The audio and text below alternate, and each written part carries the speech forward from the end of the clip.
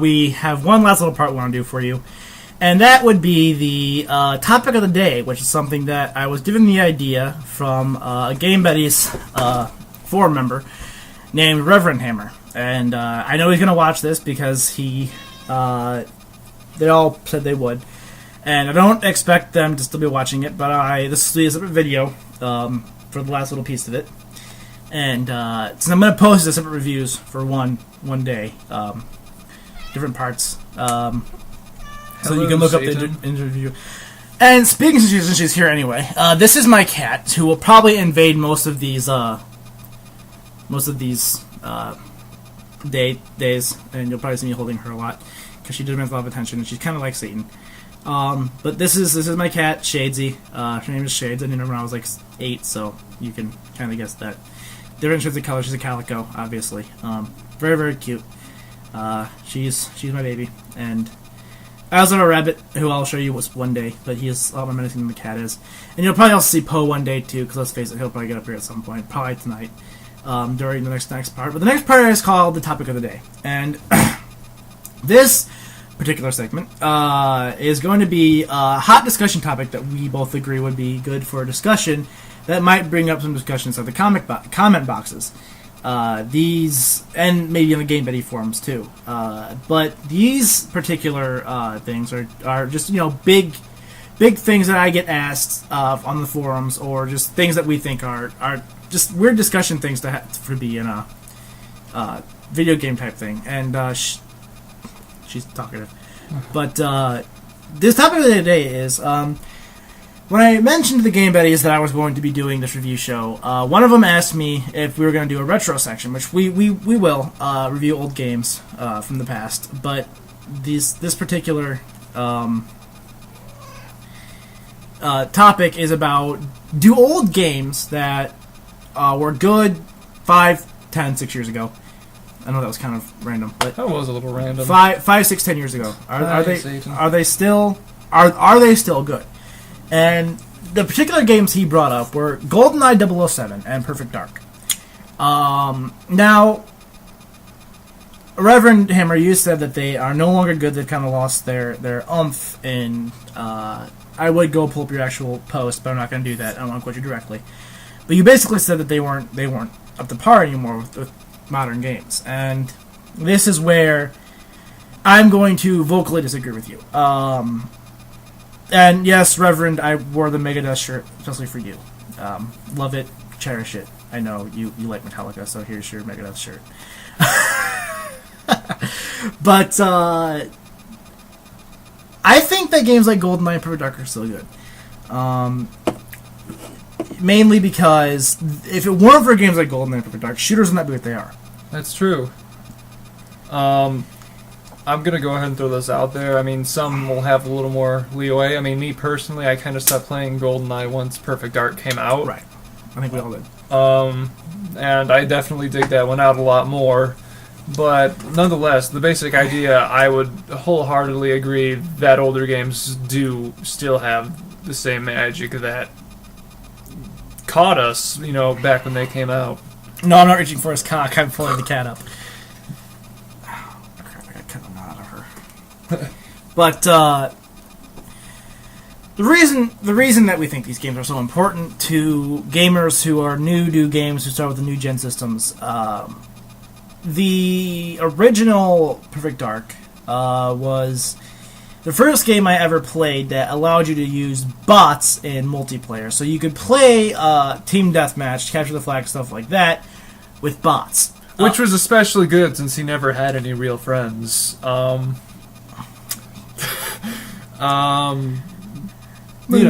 are on Xbox Live.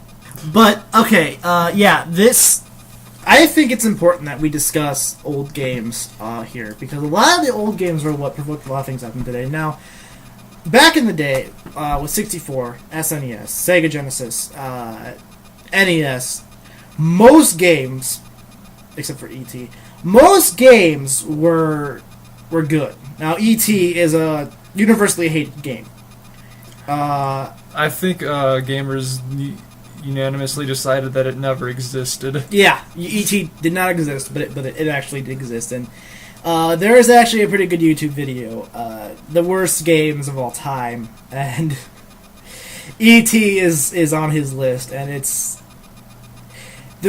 he makes very fun of the game, but it's it's boring to watch the YouTube video of it just because that game is that bad.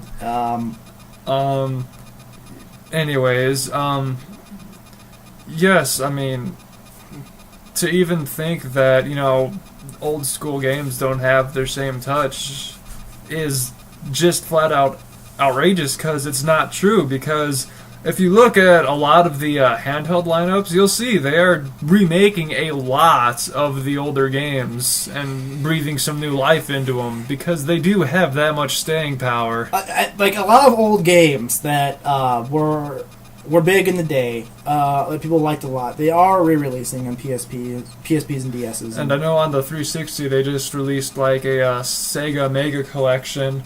It's like 30 games that were on the Genesis or something like that. I haven't actually gotten around and seen what's actually on it, but... Yeah, which, they've remade Mega Man games, they've remade RPGs, like Final Fantasy IV, they've remade 3 times, they've done remakes of a lot of Final Fantasies, because that's one of the biggest series in gaming. But let's see, they've remade Star Oceans. There was a first departure version of the original Star Ocean, and there was a second evolution, which was Star Ocean: The Second Story. And I know I can't say this for the PlayStation Network because I don't actually, have a PS3. Right. But I know Xbox Live, they release a lot of their arcade games, their old school arcade games or NES games, Super NES games. They've got Doom, for God's sakes. Yeah, Duke Nukem Doom, Galaga. A lot of and this is the point, kind of what I'm getting at here, is the fact that if games from before are being re-released modernly, and getting sequels still to this day, then obviously they still have some force in the gaming universe. Like, Perfect Dark had a sequel made for the 360 called Perfect Dark Zero, which you'll hear about next week. And it was underrated, as the original Perfect Dark. But a lot of people, once you've played the first Perfect Dark for 64, and if you played GoldenEye, you realize that it was, in fact, one of the best games of its time. It really was. Now, granted, the main aspect of Perfect Dark was the multiplayer. Let's face it, that was more fun than the single player camp. But the single player wasn't that bad either. The single player was fun.